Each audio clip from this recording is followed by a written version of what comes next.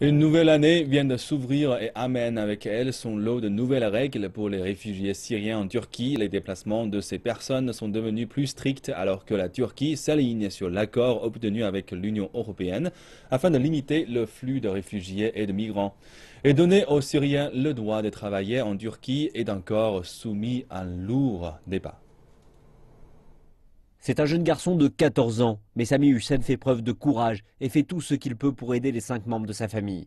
Et comme la plupart des Syriens, Sami n'a aucun droit légal de travailler en Turquie, principalement en raison de son âge, mais cela ne semble pas réfréner les commerçants turcs, comme Fakirullah Sanli, qui en a embauché 4 l'année dernière. Ils travaillent de façon plus résolue que d'autres personnes qui pourraient travailler ici. Ils travaillent de façon très propre car ils ont besoin de cet emploi.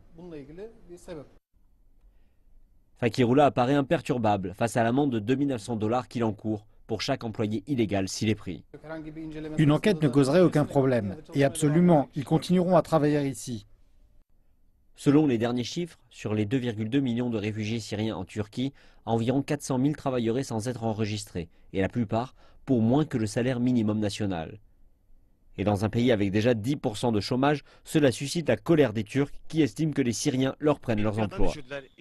Ils ont entraîné une tendance à la baisse des salaires, ils ont réduit le nombre d'offres d'emploi et le taux de criminalité a augmenté. Cela affecte négativement notre pays.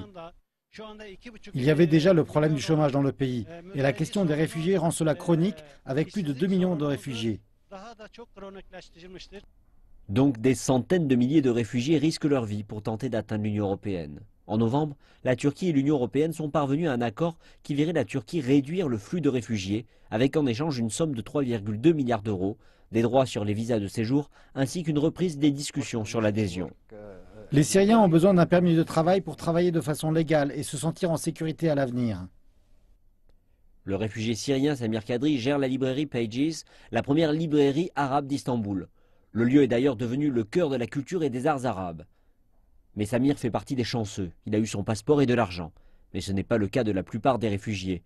Il déclare qu'investir en Turquie est une chose, y travailler en est une autre. Pour moi, le permis de travail, c'est une garantie de sécurité. Il s'agit d'un grand défi pour moi. Si le gouvernement change des règles, alors beaucoup de gens se détourneront de l'Europe. J'en suis sûr. Et le salaire minimum devrait croître en 2016 pour atteindre les 500 $ par mois.